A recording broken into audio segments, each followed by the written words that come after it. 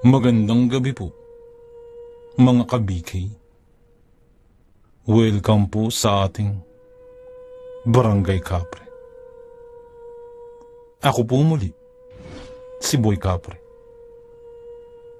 At tunghayan muli natin ang pagpapatuloy ng kwento ni Islaw at ng kanyang alagang kalabaw. Ika-6 na tagpo. Pakinggan natin.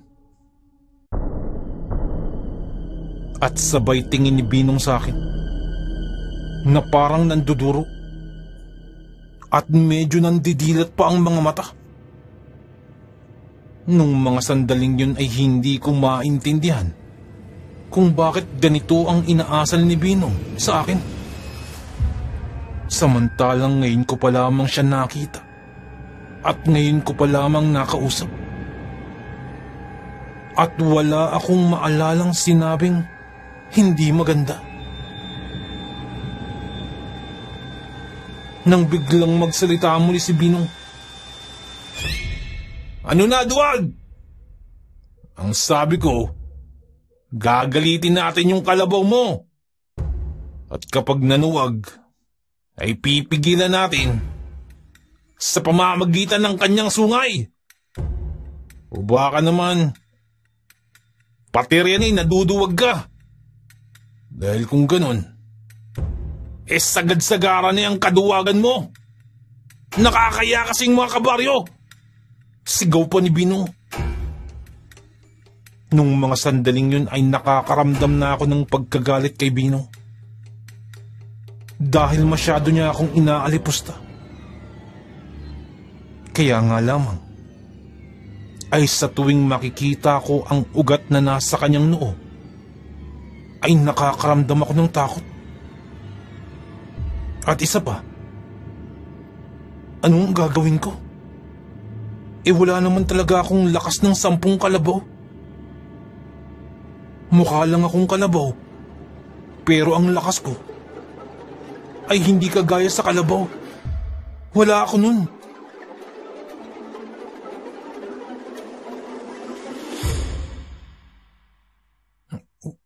Binong, huwag ka naman ganyan magsalita kay Islaw. Kaibigan ko yan. Bakit kinakailangan mo siyang alipustahin? Sambit naman ni Kadyo. Anong gusto mo, pinsan? Matuwa ako. Lalo na sa pagiging duwag ng kaibigan mo. Sagot naman ni Binong. At maging si Kadyo ay nakakaramdam na rin ng pagkainis sa kanyang pinsan. Islaw, pagbigyan mo na nga yung mayabang kong pinsan. Nung mapahiya na. Bulong pa sa akin ni Kadyo. Dahil doon ay napabulong din ako kay Kadyo. Kadyo, wala naman talaga akong lakas ng 10 kalabaw. Tugon ko pa na pabulong din. Alam mo, Islaw, yan talagang gusto ko sa'yo eh. Talagang wala kang kayabang-yabang. Kaya, ikaw na bahala dyan sa pinsan ko. Ipahiya mo. Sagot naman ni Kadyo. Ako naman ay halos malunod na sa kakalulo ng aking laway sa sobrang kaba. Nang biglang sumigaw si Binong. Ano na? Duwag! Ano na? Dahil doon ay napasagot ako. O sige. Sige, Binong. Papayag na ako. Tugon ko. At ngumisi si Binong na parang sa isang kambing.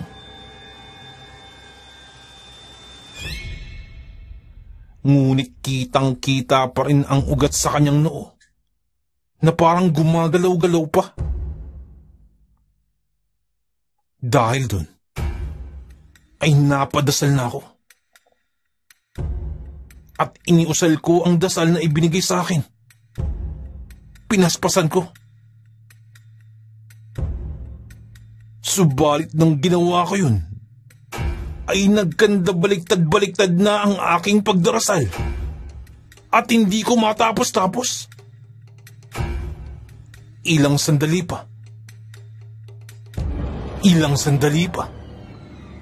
ay kumuha ng maliit na sanga si Binong at saka sinundot-sundot ang aking kalabaw. Subalit hindi nagagalit yung kalabaw. Hindi gumagana ang pang-iinis ni Binong. Ngunit hindi pa ito nakontento. At ginalit niya pa ito ng ginalit ng husto. At kung ano-ano ang pinaggagawa niya, naririyang binabato na niya ang alaga kong kalabaw. Subalit wala pa rin. Nang ilang sandali pa, ay tila rumihistro na sa aking isipan yung dasal. Para lamang itong inilalahad sa aking isipan ng isang makapangyarihang nilalang. Halos lahat ng saknong ay saktong-sakto sa dasal na itinuro sa akin. At nang makumpleto ko na ang dasal, ay bumulong ako. Magalit ka. At sa isang iglap ay biglang nag-iba ang tingin ng kalabaw. At bigla itong lumingon sa kinatatayuan ni Binong, na nung mga sandaling yun ay biglang napagalak sa tuwa at humahalakak pa na parang nababaliw.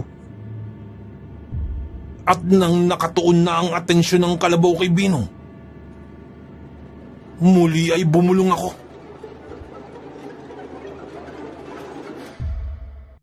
Sugod.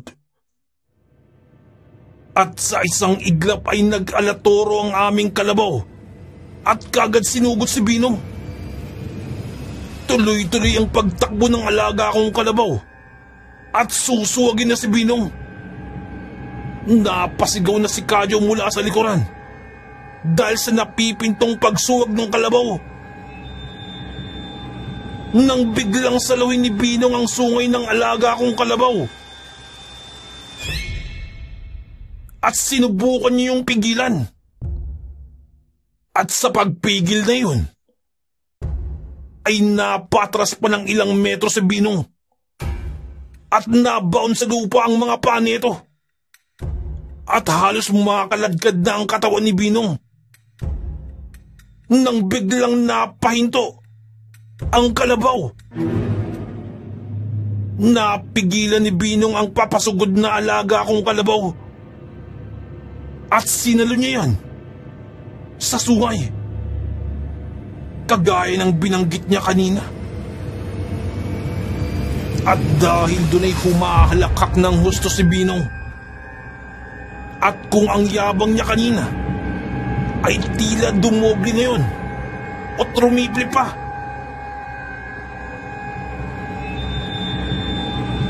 bagamat hindi napigilan ni Binong agad-agad ang papasugod na kalabaw, sa bandang huli ay nagawa niya pa ring mapigilan ang pagsugod ng alaga kong kalabaw.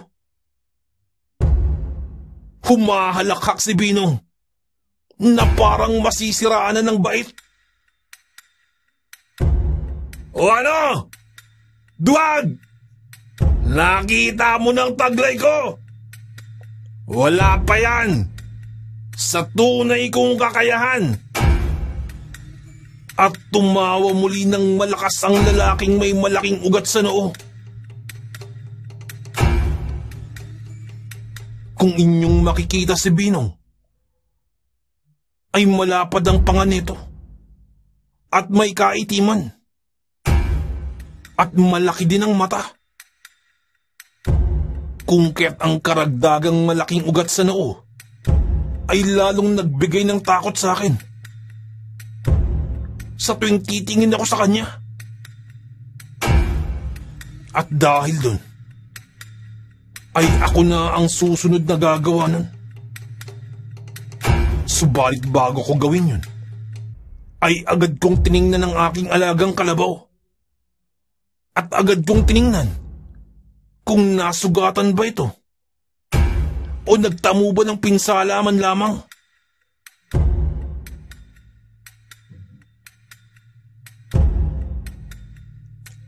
At habang ginagawa ko yun, ay halakhak ng halakhak si Binong. Alagang-alaga mo ang kapatid mo ah! Sabagay, magkasing amoy kayo eh. Magkasing amoy kayo ng kalabaw. At sabay halakhak pa ni Binong. Hindi ko na lamang siya pinansin. At pilit na lamang itinuon ang aking pansin sa aking gagawin. Matapos yun ay muli kong hinila ang aking alagang kalabaw palayo kina Kadyo. At kunyari ay iniinis ko ang kalabaw niyon. Ngunit ang totoo ay iniisip ko kung ano ba ang dapat kong gawin. Maigi siguro magpatalo na lamang ako para matapos na ang kabaliwan ni Binong. Sambit ko sa aking sarili. Nang biglang bumulong sa akin si Kadyo. Islaw, wag kang papatalo dyan sa pinsan ko niyan. Dahil pag ginawa mo yan, ay pati pamilya mo ay aalipustahin niya. Sambit pa ni Kadyo. Dahil doon ay lalo akong nakaramdam ng nerbiyos. Lalong napaisip kung ano bang gagawin ko.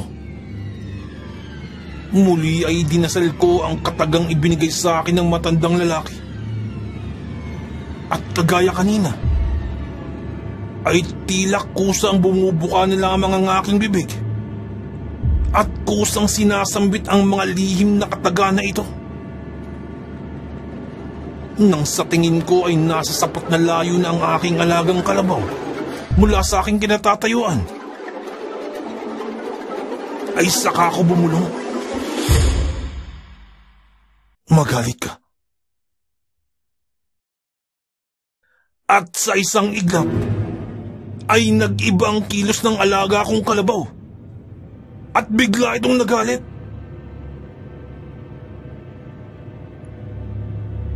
Maya-maya ay muli akong bumulong. Sugurin mo ko. At sa isang iglap ay tumakbo ang alaga kong kalabaw.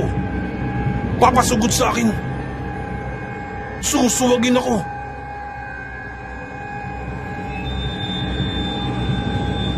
At dahil doon ay napapasigaw na si Binong. Kalabaw! Laban sa kalabaw! Magsusuwagan! Sigaw pa ni Binong.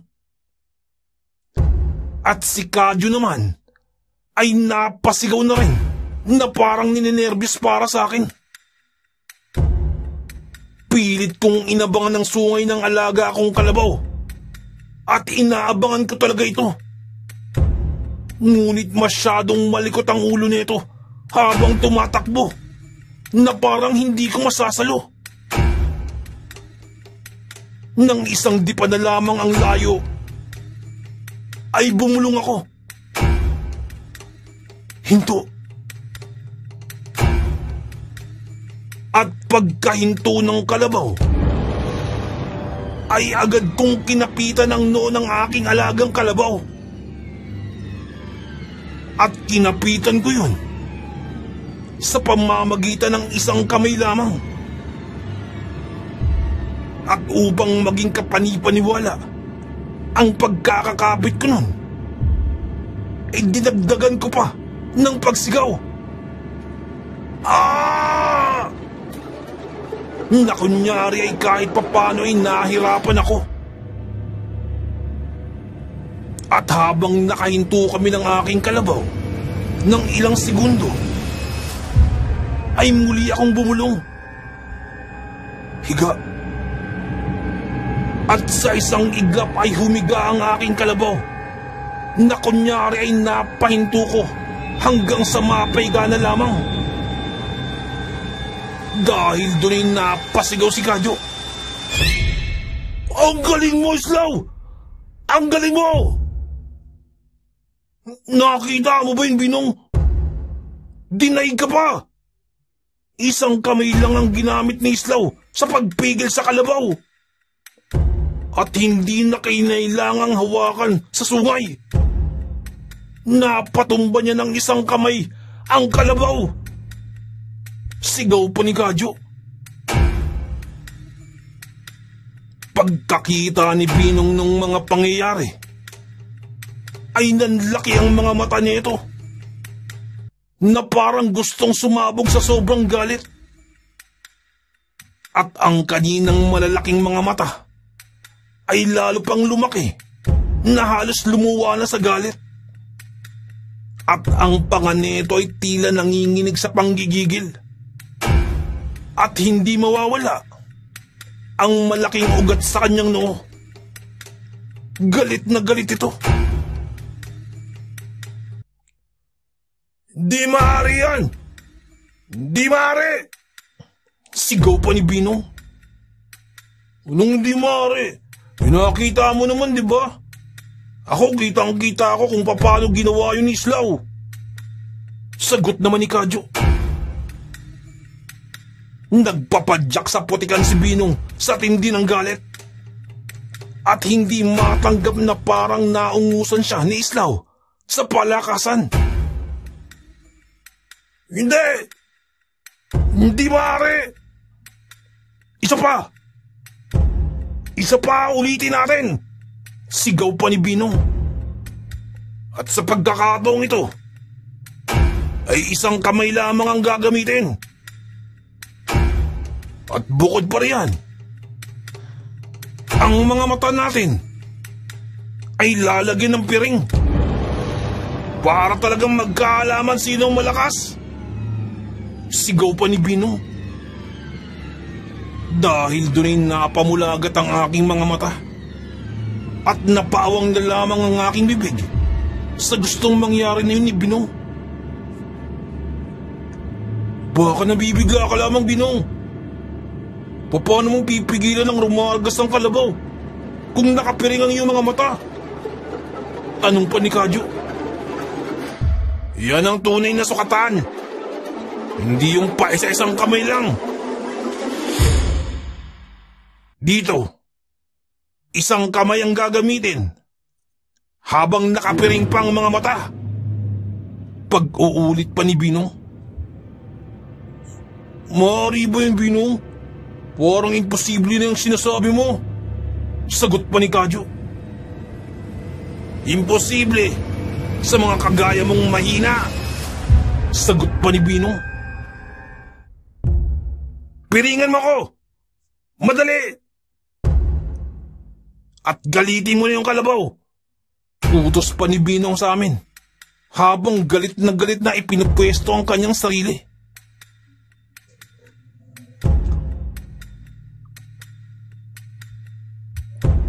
At dahil nakahiga pa din ang alaga kong kalabaw, ay bumulong muli ako. At isang saglit lamang ay bumangon na ito, na parang walang anuman ang nangyari. Nang nakapiring na ng maigi ang mga mata ni Binong, ay saka ito naghudyat. Simulan niyo na! Sigaw pa ni Binong. At palihim ay muli akong bumulong. Sugurin mo si Binong. Pagkabulong ko nun, ay tila nag-alaktoro na naman ng alaga kong kalabaw. At napatalon pa ito sa tindi ng galit. At walang habas na sinugod ang kinaroroonan ni Binong. Napasigaw na si Kadyo. Paparating na! Paparating na! At ang pagsugod ng alaga kong kalabaw nung mga sandaling nun ay higit na mas mabilis kumpara sa mga unang pagsugod nito. At tila mas galit na galit. Naghanda na si Binong. At inihanda na ang kanyang isang kamay upang salubungin ng rumaragas ang kalabaw. Pagkadating ng kalabaw, ay bigla na lamang tumilapon si Binong. Tumalsik ito ng napakalayo at tila hindi gumana ang kanyang taglay o kung ano man yun. Subalit hindi pa rin tapos ang kalabaw dahil pagkatilapon ni Binong ay muli pa nitong sinugod si Binong. Sinugod pa ito ng sinugod. Nagsisigaw na si Binong dahil parang nagkalasog-lasog na ang katawan nito. Tulong! Tulungan niyo ako! Pinsan! Tulungan mo ako! Maawa ka! Halos umalingaw-ngaw sa kalawakan ng bukid ang boses na yun ni Binong. At dahil doon ay nagtakbuhan na kami ni Kadyo upang sakloloan si Binong. At habang tumatakbo, ay bumulong na ako. Hinto. At saka pa lamang tumigil ang alaga kong kalabaw sa pagsugod kay Binong. Si Binong ay hindi pa rin magkandamayaw at hindi malaman kung saan tutungo. Nagsisigaw pa rin ito ng saklolo. Agad ko nang kinuha ang aking alagang kalabaw at inilayo kay Binong. Nang makalapit na si Kadyo kay Binong, ay nagsalita si Kadyo. Yan ang napala ng kayabangan mo. Sambit pa ni Kadyo sa kanyang pinsan. Hindi makapagsalita si Binong nung mga sandaling yun. At tila takang-taka kung paano nangyari ang mga bagay-bagay. Ngunit unti-unti ay kanyang napagtanto ang mga nagawang kahambugan at kalapastanganan. Hindi gumana ang taglay ko. Sambit pa ni Binong. At maya-maya pa ay may nalaglag mula kay Binong. Isang bagay na korting pangil na pahaba. Kulay puti ito, ngunit parang unti-unting nangingitim na. Mukhang binawi na sa iyo yung mutyang binigay sa iyo. Napakayabang mo kasi at hindi mo ginagamit sa wasto. Sambit pa ni Kadyo. At wala nang nagawa pa si Binong at napayuko na lamang habang hawak-hawak ang kanyang tadyang. Ngunit mabuti na rin yan at hindi ka binawian ng buhay. Nakaligtas ka pa rin sa tiyak na kamatayan. At maging aral sana sa iyo yan. Sambit pa ni Kadyo. Dahil doon ay nagsalita si Binong. Patawarin mo ako, pinsan, sa aking kalapastanganan kanina.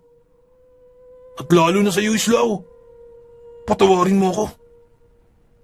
At tama ka, pinsan. Masyado akong naging lapastangan. Naging mayabang. Nagpadala ako masyado sa pansariling kapakanan. At totoo nga, Islaw. Nasaksihan ko ang iyong pambihirang lakas. Totoo nga ang balita. At ako mismo, napatunayan ko yun. Sambit pa ni Binong. Ako naman ay napatahimik lamang sa mga sinabi ni Binong. Bagamat nauwi sa hindi maganda ang tagisan ng lakas na iyon, ay ipinagpapasalamat ko pa rin na buhay si Binong. Ngunit uuwi siyang basag ang kanyang tadyang. Nang maya-maya pa, ay may humahangos na papunta sa amin. Si tatay. Anong nangyayari rito? Anong nangyayari? Sino sumisigaw kanina? Bungad sa amin ni tatay. Wala po yun, tay. Naayos na po namin. Si Binong lamang po yun at napilayan. Sambit ko. Opo, napilayan lamang po ng aking pinsan dahil sa kayabangan. Dagdag pa ni Kadyo. At habang nag-uusap, ay bigla akong naalala ang napaniginipan ko nung isang gabi kay tatay. Dahil doon ay bigla akong kinabahan para kay tatay. Nung maya-maya pa, ay papalapit na sa akin si tatay. Nakagayang-kagaya sa aking panaginip. Dahil doon ay napasigaw ako. Tay! Huwag ka lalapit! Sigaw ko. At dahil doon ay nabigla si tatay.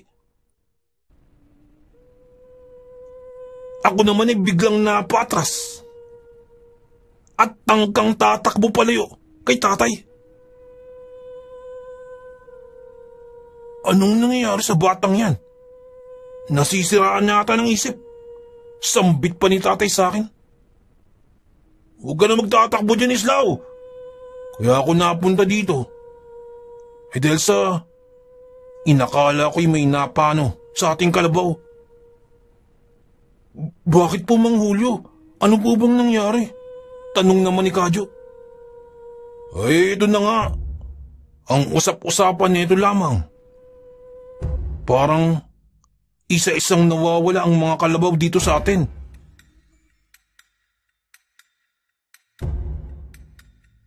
Ang hinala nila ay maaaring aswang ang dahilan.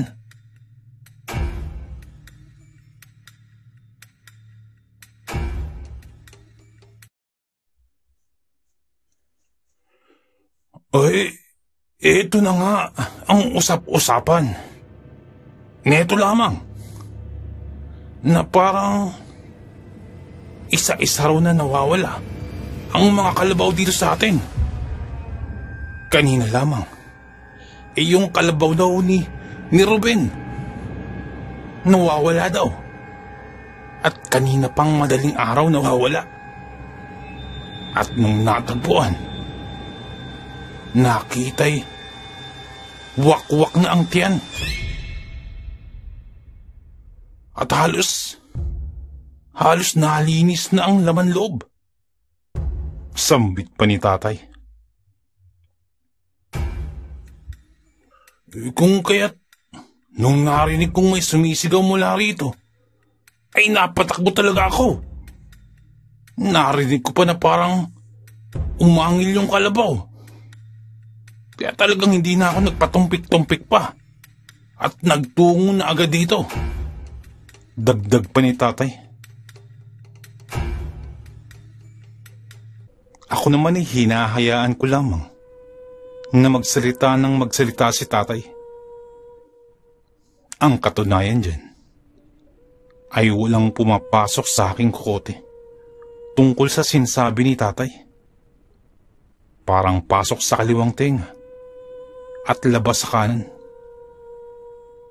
Hindi naman dahil sa hindi ako nakikinig kay tatay. Ang totoo niyan ay napanaginipan ko na ang ganitong eksena. Kagayang-kagaya ito ng aking napanaginipan nung nakaraang gabi.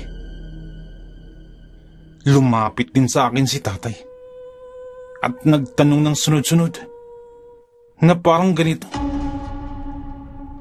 At nung kinausap ko, ay napunta na ito sa taglay kong dasal. At kalaunan, si tatay ay nagpalit anyo at naging isang kalabaw. At ayaw kong mangyari yung napanagnipan ko na yun. Kaya pilit kong hindi binibigyan ng pansin ang sinasabi ni tatay. At bukod pa ron, ay kakalipas lang naming pigilan ang aking kalabaw sa pagwawala. At sariwa pa sa aking isipan kung papaanong kamuntikang ginawang espasol ng alaga kong kalabaw, si Binong. Kung bubudburan ko lamang siguro ng parang kulay puting pulbo at asukal si Binong kanina, ay espasol na ang itsura nito. Dahilan kung bakit walang pumapasok sa aking isipan patungkol sa sinasabi ni tatay. Islaw! Islaw! Nakikinig ka ba? Islaw! Sigaw pa ni tatay sa akin. Opo, tay. Opo. Biglang tugon ko na lamang upang hindi makahalata si tatay. At nang masiguro ni tatay na ayos lang naman ang aming kalabaw, ay umalis na rin ito. At si Binong naman ay matapos makapagpahinga, ay nakayanan na nitong tumayo at maglakad mag-isa sa kabila ng baling tinamo nito sa kanyang tadyang. Bagamat hindi ka nais-nais ang kinasapitan ni Binong, ay naging malaking aral din iyon sa kanya. Ngunit bukod dun, ay pakiwari ko, ay mas nagiging madali na sa akin ang paggamit ng dasal. Sa bawat paggamit ko, ay parang mas lalo ko nang nagagamay ang kapangyarihan nito. Mga sumunod na araw, ay naging masyado na akong abala sa mga gawain sa aming eskwelahan. At sinabayan pa ito ng mga gawain sa bukid. Kung kaya't halos magtakip silim na kung ako'y nakakauwi. Isang araw, ay sinabihan ako ng isa kong kapatid. Kuya, nagpunta dito nung isang araw si Kapitan at hinahanap ka. Oo nga kuya, dumaan sila Kapitan dito at hinahanap ka. Kaya lang hindi namin alam kung saan ka nagpunta nun eh. Baka ka ako nasa eskwelahan ka pa nun. Kwento pa ng isa ko pang kapatid. Bakit daw? Sana sa susunod tatanungin ninyo kung bakit. Sagot ko naman. Wala namang sinabi kuya eh. Basta tinanap ko lang. Kasama din ng Kapitan ang iba pa nating kabaryo. Tugon pa ng kapatid ko. Hindi ko na namalayan na pinahanap daw pala ako ni Kapitan nung nakaraang araw. Dahil sa labis na pagiging abala. At dahil dun, ay ako na mismo ang nagtungo sa bahay ng aming Kapitan. Nakakahiya naman kay Kapitan at sinadya pa nila ako sa aming bahay. Ngunit hindi nila ako natagpuan. At isa pa, ay baka may hinihinging tulong muli sa akin si Kapitan. Makalipas ang 20 minutong paglalakad, ay narating ko na ang bahay nila Kapitan. Tao po. Magandang hapon po, Kapitan. Bungad ko nung nasa harapan na ako ng bakuran nila Kapitan. Ilang sandali lamang ay lumabas na si Kapitan pagkakita sa akin. Islaw! Napasyal ka? Ano ba ang atin? Bungad sa akin ni Kapitan. At dahil dun ay napaisip naman ako ng malalim. Hindi ko po alam, Kapitan. Yung akin po, alam ko. Yung sa inyo po, hindi ko rin po alam. Kaya kung ano po yung atin, ay lalong hindi ko po alam. Sagot ko. Hindi yon. Hindi yun ang ibig kong sabihin. Ikaw naman bata ka eh. Napakahina mong makakuha. Ang ibig kong sabihin, Islaw, ay ano bang sadya mo rito? Sagot naman ni Kapitan. Yun po pala. Ang totoo po niyan, Kapitan, ay kayo po ang nagtungo sa amin. Nangyari lamang po na wala po ako sa aming bahay. At yun po sana ang sadya ko ngayon. Para malaman po kung ano po ang dahilan at hinahanap niyo raw po ako. Tanong ko. Iyon ba? Mabuting at nasabi mo. At mabuting naparito ka. Ang totoo niyan, Islaw, magpapasama lang sana kami papunta sa isang bahay. Sapagkat hindi namin kabisado ang daan patungo ron. Kung nagkataon na kabisado lang namin ang lugar na yun, ay hindi na sana kami magpapasama sa iyo. At totally naririto ka na, ay tatawagin ko lamang ang mga magigiting kong mga kasamahan dito. Yun talagang mga matatapang. Yun talagang nananalaytay at umaapaw ang tapang mula sa kanilang ugat. Nasa kanilang dugo. Sambit pa ni Kapitan. Ganun po ba, Kapitan? Bakit po ba kailangan niyo po ng sobrang tapang? Natatakot po ba kayo na sa pupuntahan ninyo? Tanong ko. Sinong natatakot, Islaw? Alam mo, Islaw, hindi mo pa ako nakita nung kabataan ko. Para lang sa iyong kalaman, ako ang kinakatakutan.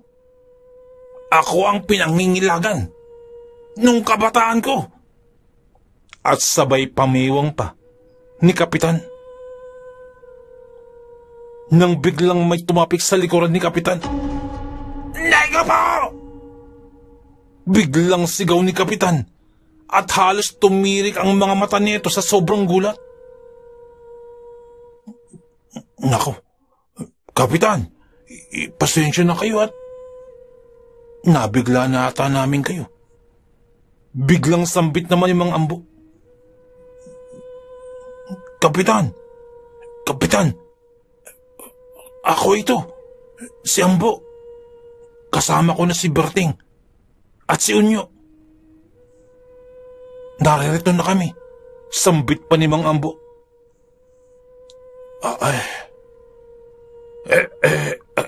Ayos lamang ako. Ang totoo niyan, Ambo, hindi naman talaga ako nagulat. Ang katotohanan pa niyan ay napuwing talaga ako. Kasabay nung pagkakatapik mo sa akin. Nagkataon lang ba? Kung kaya't ganun ang naging aking kilos. Sambit pa ni Kapitan. Yun naman pala. Kala ko natakot si Kapitan eh. Banggit pa ni Mang Ambo. Wala sa bokabularyo ko ang salitang takot, Ambo. Alam mo yan. Dagdag pa ni Kapitan. Obey na, Ambo. Naririto na si Islaw. At sasamahan daw tayo ni Islaw. Ngayon ay pupuntahan na natin ang bahay dyan sa may paanan ng bundok. Yung bagong lipat yan. At sa pagkakaalam ko, yan yung kay Mang Basyo. Sambit pa ni Kapitan. Tara na! At huwag na tayong mag-aksepta ng kahit na anong sandali. Utos pa ni Kapitan. Ilang sandali pa ay nagdala na ng kanya-kanyang mga sulo at kawayan sina Kapitan, bukod pa sa mahahabang itak na nakasukbit sa kanilang tagiliran. Habang naglalakad, ay muling nagsalita si Kapitan. Ang totoo niyan, Islaw, ay nakatanggap kami ng mga sumbong mula sa ating mga kabaryo. na may mga nawawala ng kalabaw. At nung matagpuan ng mga kalabaw, ay wakwak na ang mga tiyan. At nawawala ang mga laman loob. Kwento pa ni Kapitan. Tama yun, Islaw. Wakwak ang tiyan. At nawawala ang laman loob. Dagdag pa ni Mang Berting. Ako naman ay nakikinig lamang sa pagsasalaysay ni na Kapitan. At nagpatuloy pa si Kapitan sa pagkukwento. At ang natanggap kong sumbong netong linggo lamang, Islaw, para lamang sa kaalaman mo, ay hindi bababa sa bilang ng 3. At mula ito sa mga kababaryo nating nagrereklamo. Sambit pa ni Kapitan. Tama yun, Islaw. Hindi bababa sa 3. 3 reklamo daw kada linggo. Dagdag muli ni Mang Berting. At hindi lamang yun. Nung bago mawala ang kani-kanilang mga kalabaw, ay namataan daw ng mga to. Lalo na yung mga nagsipagreklamo na yun. Ay namataan nila si Mang Basyo na umaaligid-aligid daw sa kanila. Sambit pa ni Kapitan. Tama yun, Islaw. Bago na wala ang kalabaw ay namataan nila si Mang Basyo. Umaaligid. Hindi ba, Kapitan? Hindi ba't kaduda-duda yun? Sambit pa ni Mang Berting. Nang muling magsalita si Kapitan. Ay, ako din, Berting. May kaduda-duda ding napapansin sa'yo. Tanong ni Kapitan. Ano po yun, Kapitan? Sagot naman ni Mang Berting. Wala ka nang ibang ginawa kundi ulitin ang sinasabi ko. Para kang sirang plaka. Sirang plaka ka ba? O sira kang plaka? Tanong pa ni Kapitan. Pasensya na po kayo, Kapitan. Nadala lang po ng kwento. Tugon pa ni Mang Berting. Nang ilang sandali pa, ay nagtanong naman si Mang Ambo. Ang ibig sabihin pa niyan, Kapitan, si Mang Basyo ang aswang? Tanong pa ni Mang Ambo. Hindi naman ganun ang aking sinasabi. Kaya nga lamang, ay nakatanggap tayo ng mga reklamo. At hindi natin maaaring isawalang bahala ang mga ganyang reklamo. Kung kaya't kinakailangan nating makausap at makapanayam si Basyo patungkol dito upang malinaw natin mula mismo sa kanyang bibig. Sambit pa ni Kapitan. Paano, Kapitan, kung may kinalaman nga siya sa mga nawawalang kalabaw? Tanong pa ni Mang Ambo. Kapag nalaman ko lamang na siya ay may kinalaman talaga sa pagkawala ng mga kalabaw o siya mismo ang aswang, ay hindi siya sasantuhin ng itakong ito. Wala itong inuurungan. Sambit pa ni Kapitan. Yan ang Kapitan natin. Matapang at may prinsipyo. Sambit pa ni Mang Ambo. Tama ka, Ambo. Matapang at may prinsipyo. Yan ang Kapitan natin. Dagdag pa ni Mang Berting. Kaya lamang, Kapitan, baka nakakalimutan niyo. Ang aswang ay may mga pambihirang lakas. Kakayanin mo ba yung, Kapitan? Tanong naman ni Mang Unyo. Huwag kang mag-aalala, Unyo. Yun ang dahilan kung bakit naririto si Islaw. Kakayanin ba ng aswang na ang taglay na lakas ni Islaw? Katumbas siya ng 10 kalabaw. Sambit pa ni Kapitan. At dahil doon ay nakaramdam na naman ako ng nervyos. Nakakaramdam ako na ako ang gagawing sangkalan at pain na naman nila, Kapitan, para sa aswang na yun. Ngunit tumahimik na lamang ako at itinikom ang aking bibig. Kami naman ay patuloy lamang sa paglalakad sa pangungunan ni Kapitan. Kasunod ay si Mang Ambo na nasa pangalawang hanay at si Mang Berting at si Mang Unyo. At ako ang nasa pinakahuli. Nang nasa kalagitnaan na kami ng paglalakad, ay biglang nagsalita naman si Kapitan.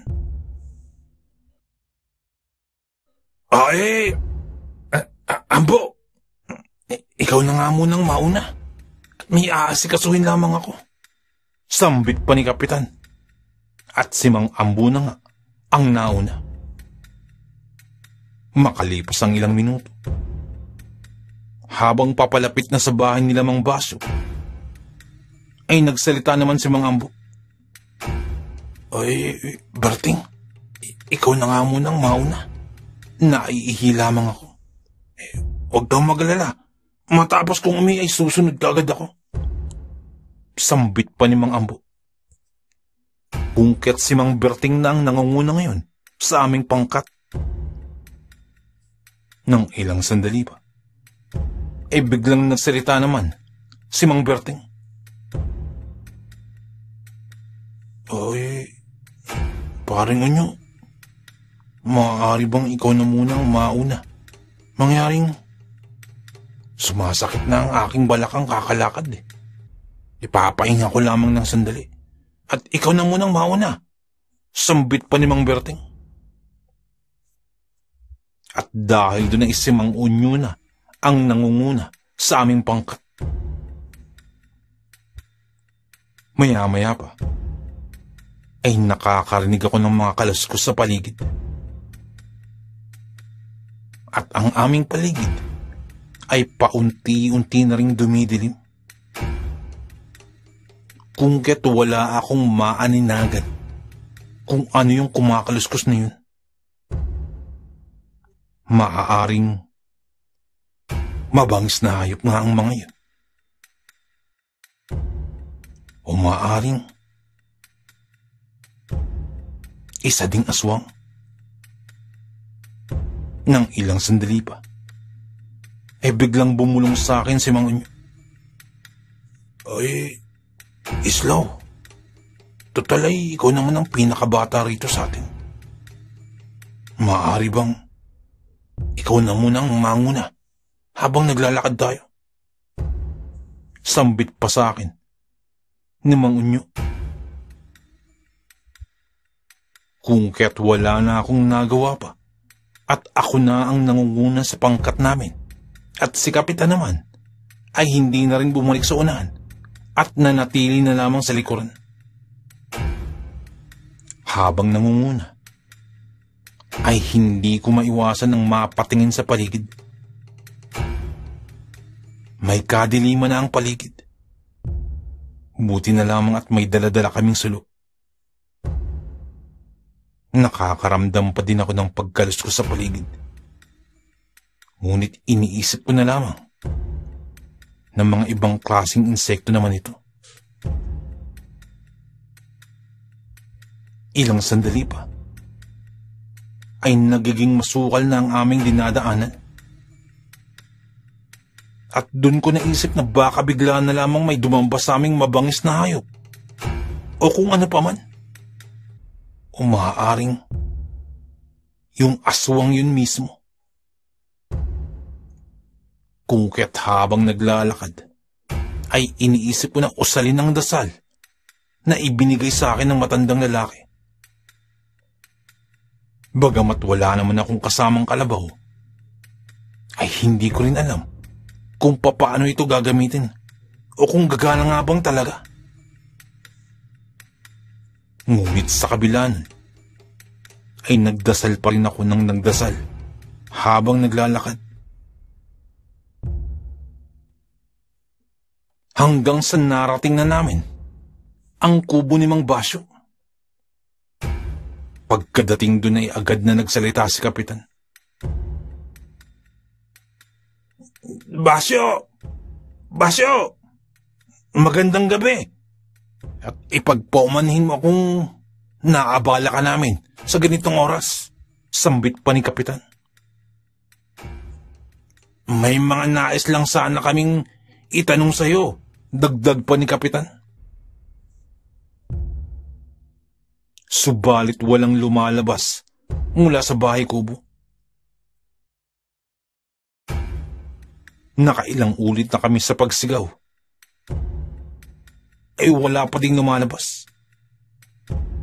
Dahil doon ay naisip namin na baka walang tao. Kung kaya't nag-utos si Kapitan na tingnan namin ang paligid ng bahay kubo.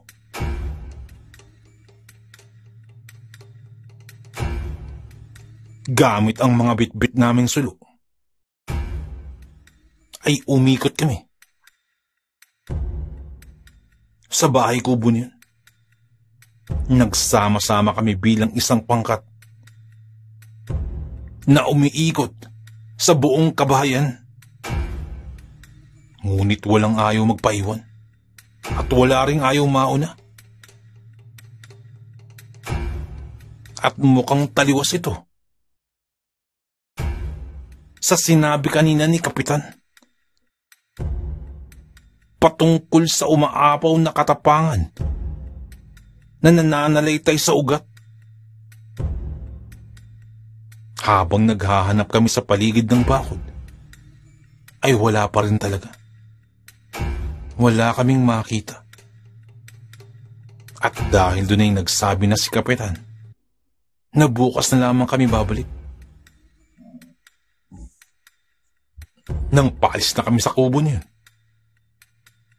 ay biglang humangin ng malakas. At sa isang iglap, ay biglang bumulaga sa aming harapan si Mang Basyo, na hindi namin malaman kung papaano nangyari. At nakatingin lamang sa amin at tila hingal na hingal.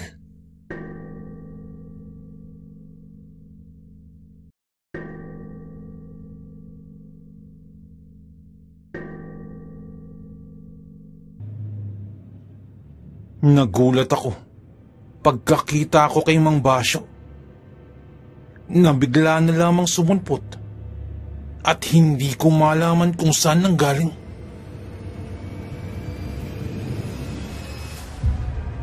Subalit paglingon ko upang hanapin sina Kapitan, ay biglang nagsipagtakbuhan ng mga ito.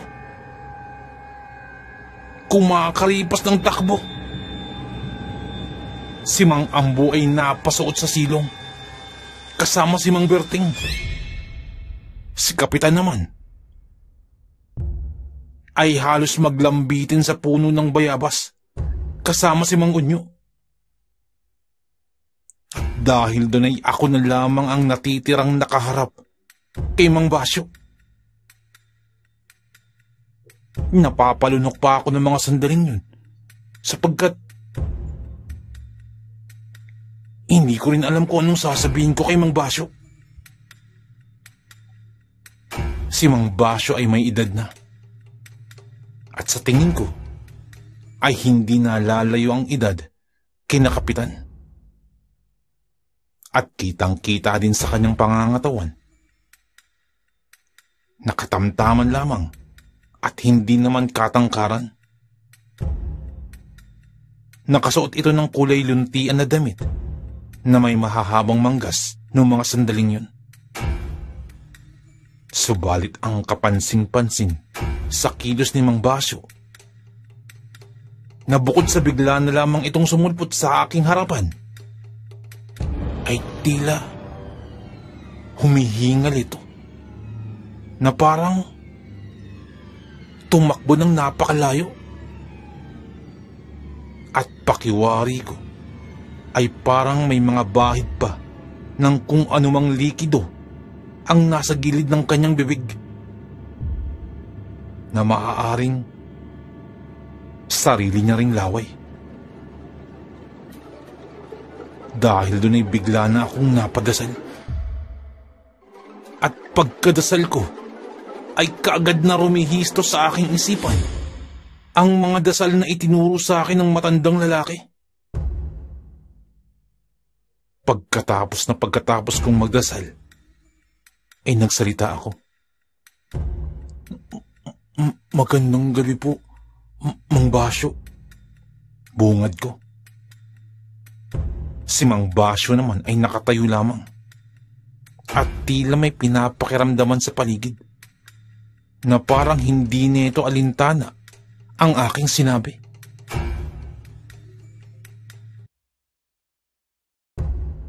Kung kaya't inulit ko na lamang. Dahil baka hindi lamang narinig ni Mang Basyo ang aking sinabi. Magandang gabi po, Mang Basyo. Naparito po kami dahil nais raw po kayong makausap ni Kapitan. Sambit ko. Pagkabanggit ko nun, ay saka pa lamang napatingin sa akin si Mang Basyo. Magandang gabi naman, iyo. Iyon pala ang inyong sadya. Maaari bang malaman kung tungkol saan ito? Magalang na pagsagot naman ni Mang Basyo. Ako naman ay napalingon upang hanapin ko si Kapitan. At pagkalingon ko, ay nakalambitin pa ito sa may bayabas. Ngunit akma na itong pababa. Ilang sandali pa'y nakababa na rin sina Kapitan at saka lumapit sa amin ni Mang Basyo. At ganun din sina Mang Abo at Mang Berting ay nagsipagsunuran na rin ang mga ito. Magandang gabi po, Kapitan. At napadalaw po kayo sa aking mumunting bahay. Bati pa ni Mang Basyo. Magandang gabi naman, Basyo. At ipagpaumanhin mo ha. Naabala ka namin. Tugon naman ni Kapitan. Ganito kasi yun, Basyo. Nakatanggap kasi kami ng sunod-sunod na reklamo. Ito'y patungkol sa pagkawala ng mga kalabaw dito sa ating baryo. At nung mahanap na ang mga kalabaw, ay wakwak na ang mga tiyan nito. At nawawala na ang mga laman loob. Kwento pa ni Kapitan.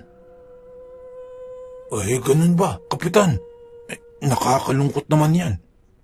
Tugon naman ni Mang Basyo.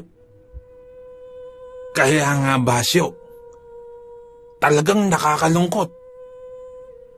At ang mga ganitong pangyayari ay nagdudulot ng matinding pagkabahala at takot na rin sa ating mga kabaryo. At isa pa, ay napakalaking bahagi ng ating pamumuhay ang kalabaw, kung kaya't malaking kawalan nito. At dahil dyan ay hindi kami nagsawalang kibo sa mga ganitong sumbong. Pagpapatuloy pa ni Kapitan. Nauunawaan ko po, Kapitan. Kaya lamang po ano ba ang kinalaman ko riyan? Tanong pa ni Mang Basyo. Iyan nga ang aming ipinunta dito, Basyo, upang makuha namin ang iyong panig. Sapagkat nakatanggap nga kami ng hindi lamang na iisang sumbong nung mga sandaling nawawala ang mga kalabaw. Hindi lamang iisang sumbong, ngunit ng mga pagkakataong yun, ay namataan ka daw sa kanilang lugar. Banggit pa ni Kapitan. Kaya lamang ay hindi pa tapos sa pagsasalita sa Kapitan, ay kaagad nang sumabat si Mang Basyo. Yun po ba? Ay, natatandaan ko po yan, Kapitan. Natatandaan ko yan. Ang katotohanan niyan ay maging ako ay nawalan din ng kalabaw noong mga sandaling yun. At hindi lamang kalabaw, maging ang alaga kong baboy ay nawala. At kaya ako napunta dun sa bahay na yun. Dun yung kilaling inta. Ay dahil hinahanap ko din ang nawawala kong kalabaw. Nakakita kasi ako ng mga bakas ng aking kalabaw mula sa pinagtalian ko at patungo ito sa bahay nila Aling Inta. Kung kaya't sinundan ko din ito. Pagkadating ko dun, ay tiyempo namang nawawala na rin pala ang kanilang kalabaw. Pagpapaliwanag pa ni Mang Basyo. Ganun ba? Anong nangyari sa kalabaw mo, Basyo? Tanong pa ni Kapitan. Ayun nga, Kapitan, ang nakakalungkot. Dahil magpasa hanggang ngayon, ay hindi ko pa rin nakikita kung nasaan. Ni kahit katawan ng kalabaw ko hindi na matagpuan. Maging ang isa kong baboy, hindi na rin makita. Sambit pa ni Mang Basyo. Nakakalungkot nga yung pangyayaring yan, Basyo. Matindi pala talagang mga kaganapan dito sa ating baryo. Matanong ko nga lang. Bakit nung nawawala ang iyong kalabaw, Basyo, ay hindi mo agad ipinagbigay alam sa amin? Tanong pa ni Kapitan. Yun nga ang plano ko, Kapitan. Iyon talaga ang una kong plano. Kaya nga lamang, ay mas inasikaso ko muna ang pagbantay sa aking mga alagang hayop at bukid dahil baka mawalan muli ako. Katunayan, patungo na nga ako sa inyong bahay bukas. Buti na lamang at nagtungo na kayo ngayon dito. Sambit pa ni Mang Basyo. Nagpatuloy lamang ang usapan ni na Kapitan at ni Mang Basyo. Ako naman ay nakikinig lamang. Subalit habang nakikinig, ay hindi ko maiwasan ng kamuntik-muntikan ng maduwal. Sapagkat may napakasangsang na amoy akong nasisinghot. Makailang beses akong napadura dahil dun. Hindi naman ganun kaselan ang aking sikmura. Subalit napakasangsang lamang talaga ng amoy at halos hindi ko makayanan. Maya-maya pa ay nagpaalam na si Kapitan kay Mang Basyo. Siya, Basyo, at maiwan ka muna namin. At salamat sa iyong pagpapaunlak. Mabuti na lamang at narinig namin ang iyong panig upang maliwanagan ang kung anumang kalituhang nangyayari at mga usap-usapan sa paligid. Sambit pa ni Kapitan. At matapos yun, ay nagpaalam na kami pauwi. Habang pauwi, ay nag-uusap-usap sina Kapitan. Mabuti na lamang at nakausap natin si Basyo, no? Naalaman natin na hindi naman pala siya ang aswang. Sambit pa ni Kapitan. Tama po kayo, Kapitan. At talagang humanga ako sa inyo, Kapitan. Napakatalino niyo talaga. At napakatapang pa, hindi ba? Sambit pa ni Mang Ambo. Kaya nga, napakatapang talaga. At napakatalino. Dagdag pa ni Mang Berting. Si Kapitan naman ay napapangiti na lamang sa mga papuring ibinibigay nila Mang Ambo, ni Mang Berting at ni Mang Unyo. Patuloy rin kami sa paglalakad hanggang sa nagkanya-kanya na kami ng daanan. Nagkataon na halos iisa lamang ang dadaanan nila Kapitan, ni Mang Ambo at ni Mang Berting, maging ni Mang Onyo. At ako lamang ang mahihiwalay. Madilim na ang paligid. Buti na lamang at pinauwi na sa akin ni Kapitan yung isang sulo upang meron akong ilaw sa aking pag-uwi. Malayo-layo pa naman ang aking lalakarin. Bagamat sanay naman na ako sa daanang ito, iba pa rin talaga kapag meron kang daladalang sulo. Habang tinatahak ko ang mabatong daanan pa uwi, ay napadaan naman ako sa hilera ng mga puno ng akasya. Nang biglang nakarinig ako ng humuni. Hindi ko malaman kung ano yun. Ngunit para itong huni na nagmumula sa isang hayop. Naisip ko na, baka kung anong hayop lamang yun. O baka, baboy Ramon na naligaw sa gawi dito. Kung kaya't pilit ko na lamang itong binaliwala at nagpatuloy na lamang sa paglalakad.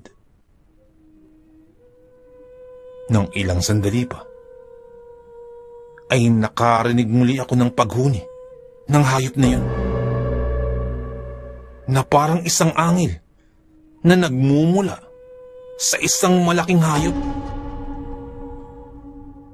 At kung hindi ako nagkakamali, maaaring isa iyong baka o isang kalabaw. Nagpatuloy lamang ako sa paglalakad nang marinig kong muli ang huni na iyon. At sa pagkakataong ito, ay mas malakas na ito kumpara sa kanina. At nasisiguro kong nagmumula ito sa isang kalabaw. Kung kaya't naisip ko na baka nakawala at hindi na itali ng maayos nung may-ari. O kaya naman, baka umaatake na yung mga nangunguha ng kalabaw at may nabibiktima na. Dahil doon ay agad-agad kong ikinubli ang aking sarili. Agad kong hinipan yung apoy ng aking sulo at pinatay muna ito saglit. Dahil alam ko kung gaano kahalaga sa aming magbubukid ang kalabaw, ay hinanap ko kung saan nagmumula ang huni nito. Maliwanag naman ang sinag ng buwan ng gabi niyon. Kung kaya't hindi rin ako gaanong nahirapan. Dahan-dahan ako sa aking naging pagkilos. Ngunit habang ginagawa yun, ay biglang naglabo-labo ang aking mga nadarama noong mga sandaling yun. Naroroon ang kinakabahan, na parang natatakot. Ngunit naroroon din yung pagkakataon ko na maililigtas ko kung kanino ang kalabaw iyon. At dahil doon ay napausal na ako ng dasal na ibinigay sa akin. Kaagad-agad na rumihistro sa aking isipan ang dasal na yun, na parang ibinubulong lamang sa aking isipan. At nang makumpleto ko na ang mga dasal, ay saka ako nagpatuloy. Halos pagapang kong sinundan kung saan nagmumula ang huni at ingay na nililikha ng kalabaw na yun. At dahil dun, napabulong ako. Lumapit ka dito. Bulong ko. Subalit patuloy pa rin sa paglikha ng ingay yung kalabaw. At tila hindi ito napasunod sa aking dasal. Kung kaya't inulit kong muli yung dasal. At nang makumpleto ko na, ay saka ako muling gumawa ng pag-utos. Lumapit ka dito. At sa pangalawang pagkakataon, ay tila hindi sumunod ang kalabaw na yun sa aking utos. Naisip ko na, baka nakatali yung kalabaw. O maaari ding nakalagay na sa isang silo ang kalabaw kung kaya't hindi makalapit. Kung kaya't nagmadali na ako upang hanapin ang kinaroroonan ng kalabaw. At sa kakahanap ko, ay napadpad na ako sa isang masukal na parte ng aming baryo. At dun ko nga nakita ang isang kalabaw. Itim na itim ang kulay nito. At higit na malaki ang itsura nito kumpara sa pangkaraniwang kalabaw. Subalit bago pa ako gumawa ng kahit na anong hakbang, ay nagmanman muna ako sa aking paligid. Na baka nasa paligid lamang yung mga magnanakaw o kung ano pa man. Subalit napansin ko na walang tali yung kalabaw.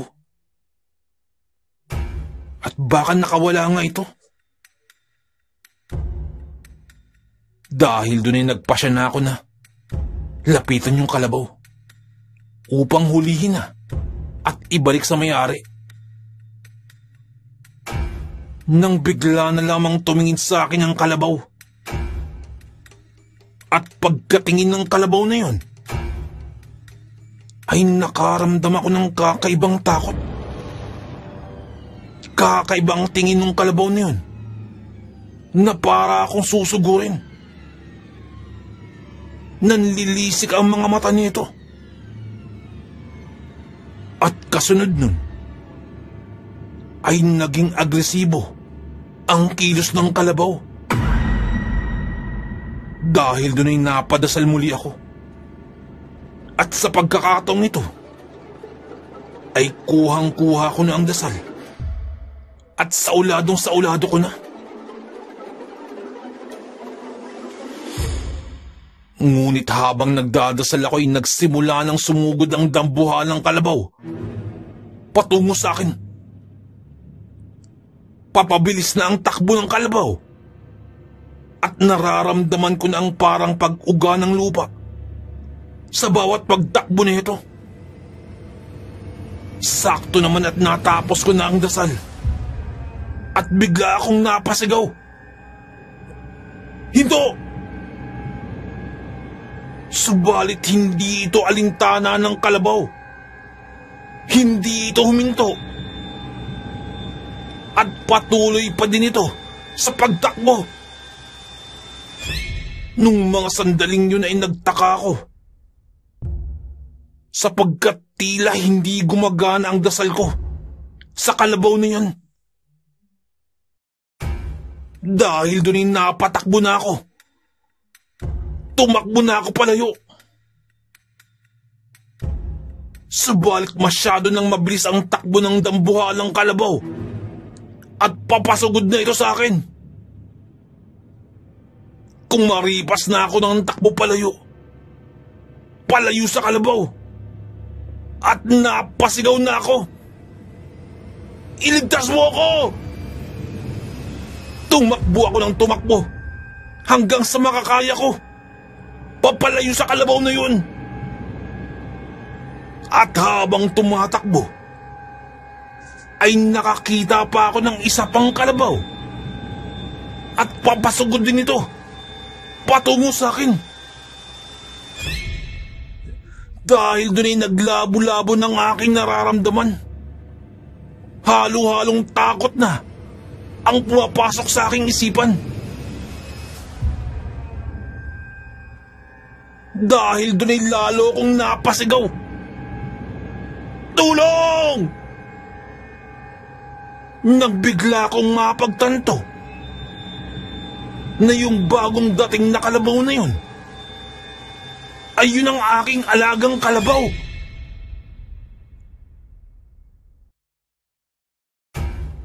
Tumakbo ako ng tumakbo patungo sa aking kalabaw.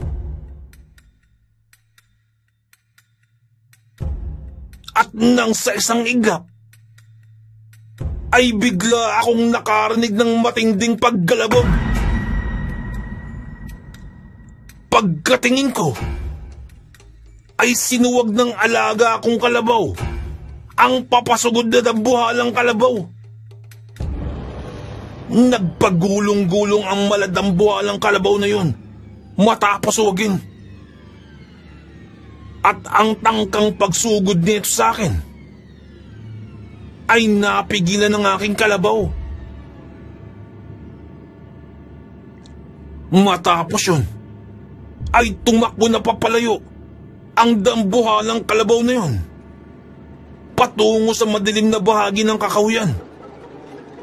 At bigla na lamang naglaho. Gulat na gulat ako sa mga pangyayari. Tila hindi ko nauunawaan ang mga kaganapan na ito.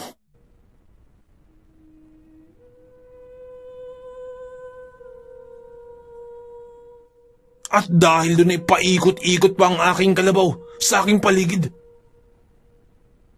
Dahil doon ay gumawa muli ako ng utos. Hinto.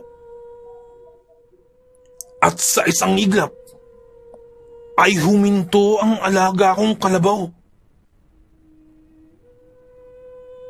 Dahil dun, ay napabulalas ako ng pasasalamat sa pagligtas sa akin. Subalit takang-taka ako sa kung papaano nalaman ng kalabaw ko na naririto ako at nasa peligro. Nang bigla kong naisip kung paano pumunta ang alaga kong kalabaw dito. Kaagad ding sumagi sa aking isipan yung dasal. Yung dasal na ignusal ko at nag-utos ako na iligtas ako. Maaring iyon nga ang dahilan kung bakit napapunta rito ang alaga kong kalabaw. Sa puntong yun ay doon ko napagtanto na gumagana talaga ang dasal sa aking kalabaw. Sa makatuwid, hindi gumana ang dasal ko sa dambuhalang kalabaw na yun kanina. Maaring ang dambuhalang kalabaw na yun ay hindi tunay na kalabaw. At nagbabalat kayo lamang. Sa puntong yun ay bigla na akong kinilabutan. Tama. Maaaring ang hindi yun tunay na kalabaw. Sapagkat kakaiba talaga ang laki nito at sobrang itim. At isa pa, ay kakaiba talaga ang tingin nito kanina. Nanlilisik. Maaaring isang nilalang yun na may kakayang magbalat kayo. O maaaring isang aswang. Mga bagay na tumatakbo sa aking isipan. Dahil dun, ay napasakay na ako kaagad sa aking kalabaw at agad na nag-utos na umuwi sa amin. Na siya namang ginawa ng alaga akong kalabaw. At hindi ko na kinailangan pang galawin pa ang kanyang tali. At ang alagang kalabaw ko na mismo ang umuwi habang nakasakay ako sa likuran nito. Subalit ramdam na ramdam ko pa rin ang nervyos nung mga sandaling yun. At dinig na dinig ko pa rin ang pagkabog ng aking dibdib sa tindi ng kaba. At laking pasasalamat ko sa dasal na ibinigay sa akin at ng aking kalabaw. At ayon sa dasal na inuusal ko, ay ang lahat ng pasasalamat ay para sa Diyos Ama, kung kaya't iyon ang aking ginawa. Pasasalamat sa Diyos Ama.